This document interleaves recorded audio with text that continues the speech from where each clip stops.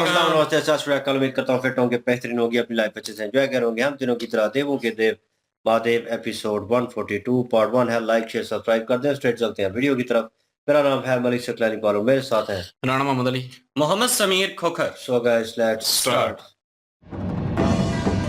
आज इस ज्वालामुखी की क्षुधा तुमसे ही मिटेगी।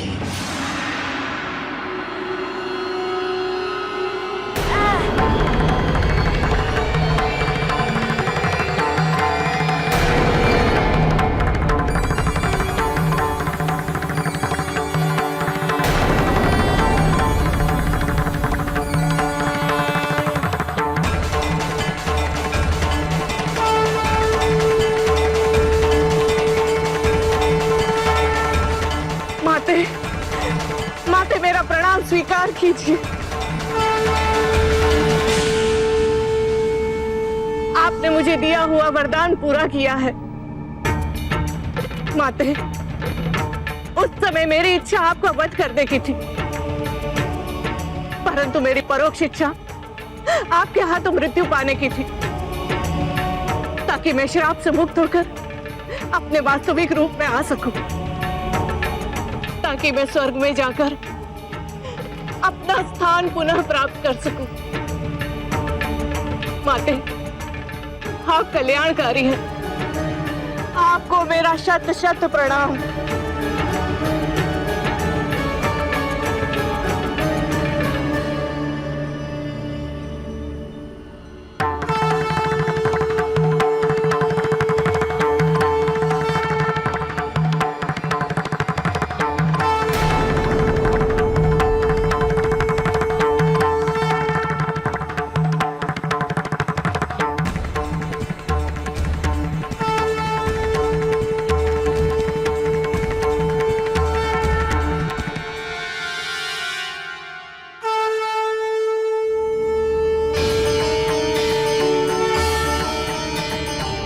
प्रणाम माते।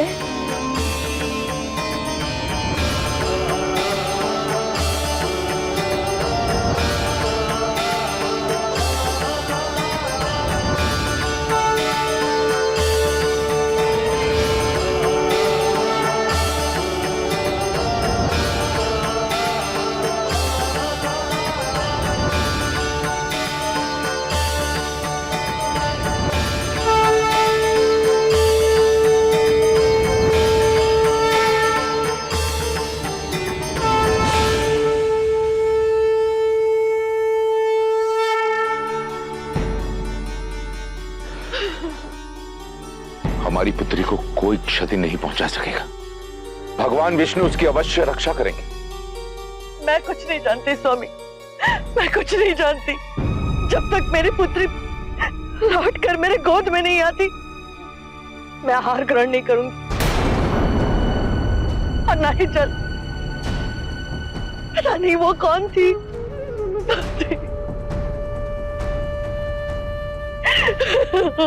वो राक्षसी थी, बहुरूपा।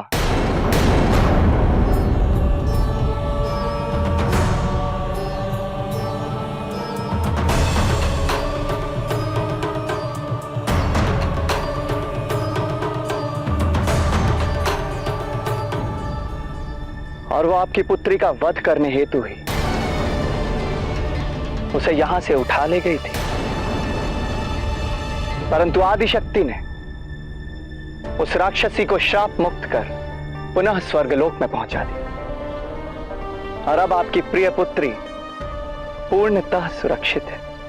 सत्य कहा आपने महर्षि कश्यप।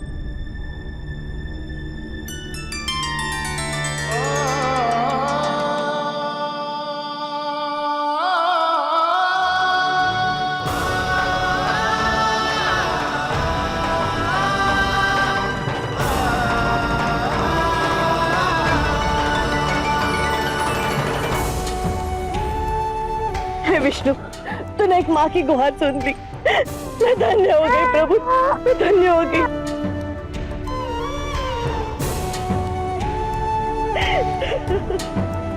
ऋषिवर मार्कंडेय, आप यहाँ? हम तो आपको आमंत्रित करने के लिए आए थे। कुछ दिन हमें भी सेवा का अवसर दीजिए। अवश्य, किंतु अब से मैं जहां जाऊंगा मेरी पत्नी और मेरी पुत्री मेरे साथ जाएंगी।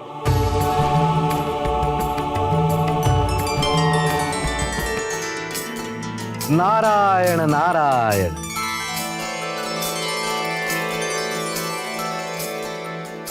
देव ऋषि नारद को कोटि कोटि प्रणाम। पर्वत नरेश हिमावन और देवी मैनावती, आपको अपनी पुत्री के लिए कोई भय नहीं होना चाहिए। ये अपनी रक्षा करने में स्वयं सक्षम है। संसार की कोई शक्ति इन्हें कोई हानि नहीं पहुंचा सकती। इसलिए आप दोनों निश्चिंत हो जाइए। संसार के सभी नारियों में ये परम साध्वी होगी और सभी उत्तम लक्षण इनमें विद्यमान हैं। संपूर्ण जगत आपकी पुत्री को पार्वती के नाम से जानेगा।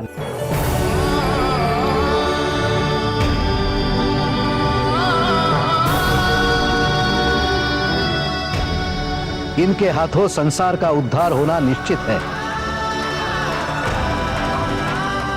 उचित होगा यदि पार्वती महर्षि दधीचि के आश्रम में रहें। वहां इन्हें महादेव का ज्ञान प्राप्त हो और महादेव को जानना ही उन्हें पाना है।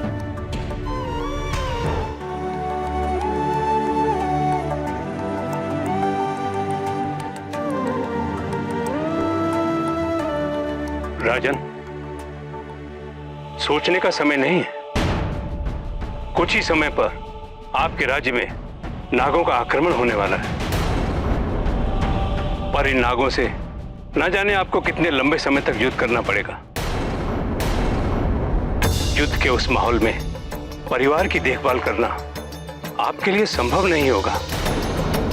आपसे विनती है कि आप देवी मैनावती और पार्वती को हमारे साथ यहीं छोड़ जाइए।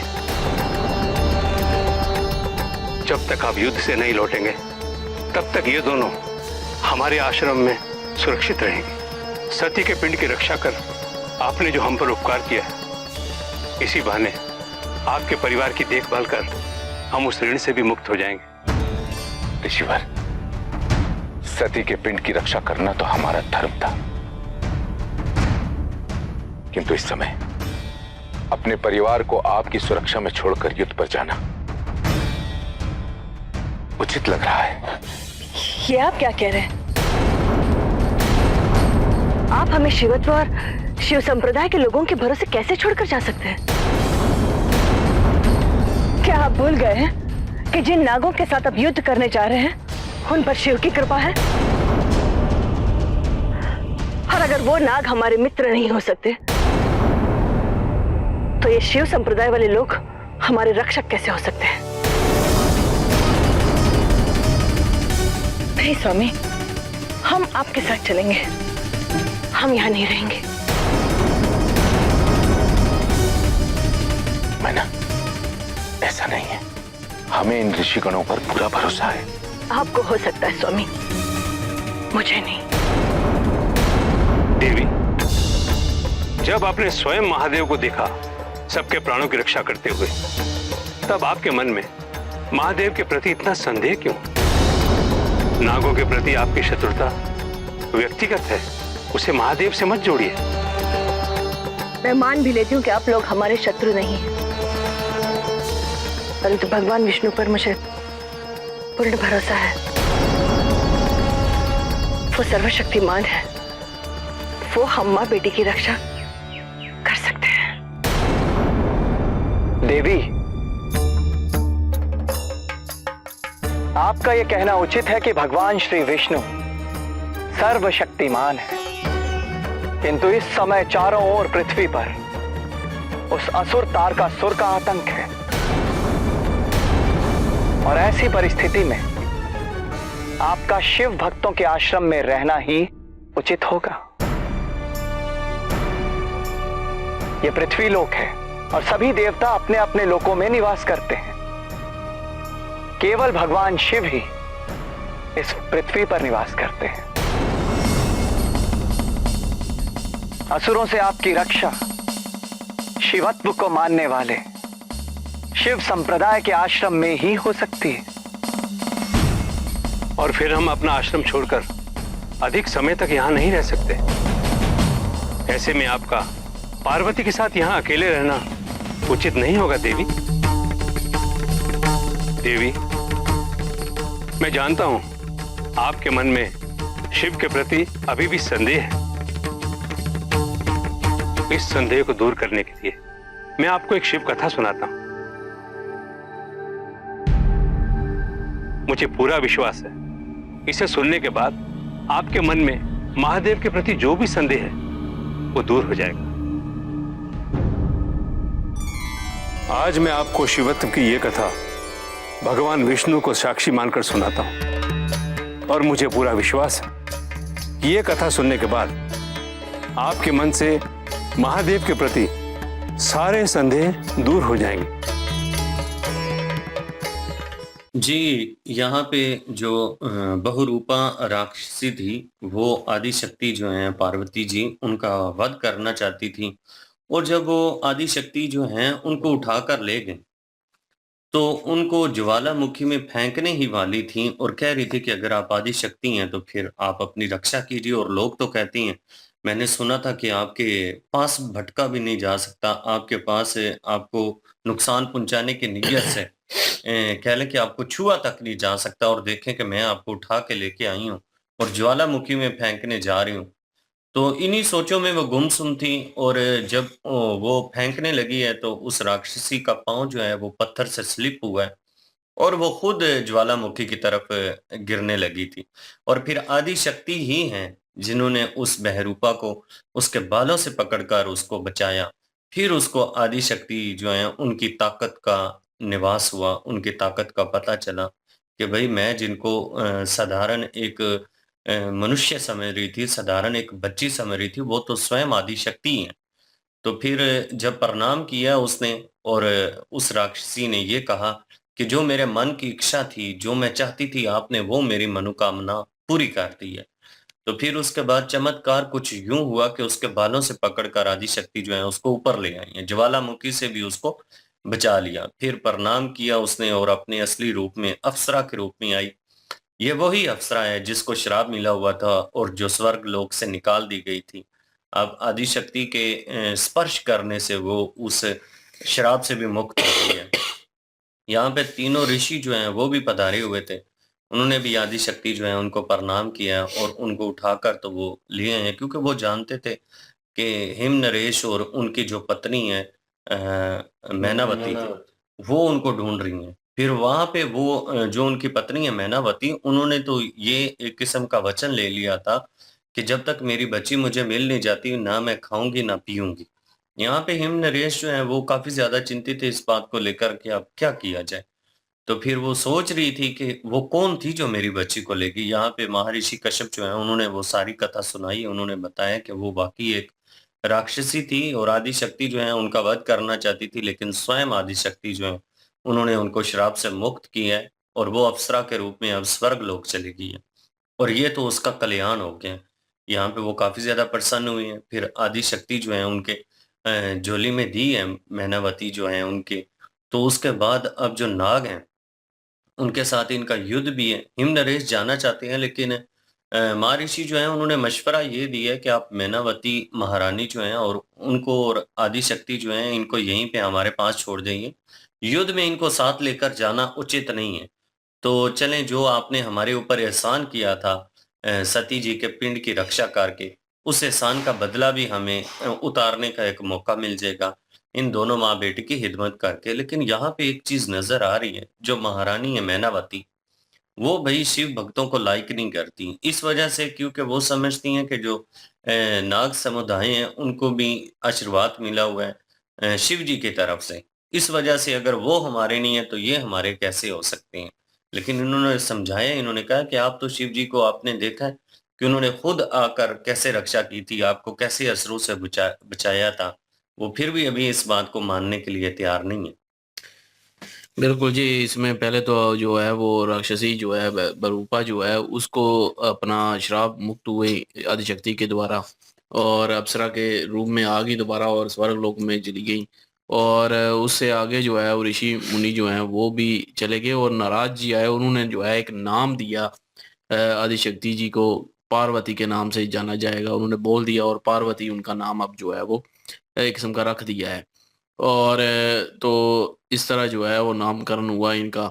और अभी जो है वो उन्होंने कहा भी कि जो है वो आदिशक्ति जो है वो उनको महर्षि जो दधीची हैं उनके आश्रम में जो है वो तालीम दी जाएगी और उधर ही जो है वो तालीम दिलवाना और वो जानेगी, महादेव जी के बारे में जानेगी, माँ शिव जी के बारे में जानेगी। और लेकिन ये है कि एक तरफ जो है उनके जो राजे है अपना नागराज जो है उसने हमला किया हुआ है, वहां पे भी जाना जो है वो हिम नरेश जी का जाना जरूरी है और अपनी बेटी और पत्नी को जो है वो छोड़ के भी नहीं जा सकते। लेकिन ये है कि उन्होंने एक दे तो दिया ऑप्शन, लेकिन वो उनकी पत्नी जो है वो नहीं मान रही मैनावती, क्योंकि वो उनको लग रहा है कि ये नागराज पे शिव जी का जो है वो हाथ है। और इधर जो है वो शिव जी के चाहने वाले जो हैं, शिव शिव भक्त जो हैं, उनके आश्रम में हम रहेंगे, उनके साये में हम रहेंगे तो हमें भी शायद हो सकता है खतरा हो या हमारी जो है वो बेटी को खतरा हो। तो वो इस चीज़ से चिंतित हैं, लेकिन जो है उन्होंने वाज़ेह भी करके बताया कि वो आपका जो है जो है वो मसला है नागराज से। तो लेकिन ये है कि ये इधर जो आप रहेंगी तो आपको रक्षा की जाएगी आपकी, यहाँ पे आपको ऐसा कुछ नहीं नुकसान पहुंचेगा। और लेकिन वो फिर भी नहीं माने। अभी जो है वो ऋषि जो मार्कंडे जी हैं उन्होंने जो है एक कथा सुनाने का कहा है कि कथा सुनाते हैं उसके बाद आपका जो है वो ज़हन चेंज हो जाएगा महादेव जी के बारे में। और अभी वो कथा सुना रहे थे तो अगले पार्ट में कथा जो है वो बिल्कुल सुनेंगे। जी, और नेक्स्ट पार्ट में पता चलेगा। लेकिन ये है कि सिचुएशन वो भी अभी यकीन नहीं कर रही एज अ माता जो है, कहीं ना कहीं मीनावती को डर है, क्योंकि जिस तरह की सिचुएशन से वो गुजरी हैं, कि एक राक्षसी आई हैं और वो सोई हुई थी और कहीं ना कहीं वो अपने आप को भी कोस रही थी कि मैं क्यों सोई हुई थी और ये मुझसे क्या हो गया, क्योंकि उन्होंने तो त्याग दी थी हर चीज़ और जालो रान उन्होंने बोल दिया था अपने पति को कि मैं त्याग रही हूँ, मैं नहीं कुछ भी खाने वाली। और क्योंकि एक माता जो है उसके लिए एक उसका बच्चा छीना गया और वो सारी सिचुएशन, तो उसी सिचुएशन में आगे ऋषि मिले हैं, उनको उनकी बच्ची वापस मिली। लेकिन मीनावती ने ये नहीं सोचा कि वही लेके आए हैं उनकी बच्ची को, उन्होंने भी रक्षा की है एक किस्म की, और उन तक उन्होंने उनकी बेटी को जो आदि शक्ति हैं उनको पहुँचाया है। तो लेकिन ये है कि उन्हें फिर भी भरोसा नहीं है इस वजह से, क्योंकि जो नाग जो हैं वो जो हैं शिव जी के एक किस्म के कह लें कि भगत हैं, वो भी उनकी सपोर्ट में आते हैं शिव जी। तो उन्हें लगा कि मुझे खतरा होगा और मेरी बेटी को भी खतरा होगा, मैं अगर सिक्योर फील करूंगी तो अपने पति के साथ होंगी। तो कहीं ना कहीं वो भी ठीक है, लेकिन वो यकीन नहीं कर रही। लेकिन ऋषि मार्कंडे जो हैं कुछ उन्हें सुनाने लगे हैं, तो लेट्स सी। लेकिन एक और भी चीज़ है ना, उन्होंने कहा कि विष्णु जी जो हैं वो हमारी हेल्प करेंगे, वो हमें प्रोटेक्ट करेंगे। लेकिन ये है कि उन्होंने जैसे कि महर्षि जो कश्यप हैं उन्होंने कह भी दिया कि बिल्कुल उचित है आपकी बात और इसमें कोई शक नहीं है, वो सर्वश्रेष्ठ हैं। और लेकिन ये है कि वो हर देवता जो है वो अपने अपने देवलोक में रह रहे हैं, पृथ्वी में सिर्फ और सिर्फ शिव जी हैं और शिव जी शिव का जी के जो है वो इधर निवास करते हैं। तो इसलिए जो है वो ये असुरों से प्रोटेक्शन जो है वो सिर्फ शिव जी के जो भगत है उनके आश्रम में ही मिलेगी। तो क्योंकि इसलिए जो असुरों है को वो हम हमारे से बेहतर कोई भी नहीं है इस धरती पे, मतलब पृथ्वी लोक पे। तो बहरहाल अभी आगे देखते हैं कि क्या वो कथा सुनाते हैं, अब कथा भी सुनते हैं शिव जी की। बिल्कुल जी, और लाइक शेयर सब्सक्राइब कर दें। इंशाल्लाह मिलते हैं नेक्स्ट वीडियो में। अपना ख्याल रखिएगा, दुआ में याद रखिएगा। तब तक के लिए अल्लाह अल्लाह हाफिज, हाफिज। पीस।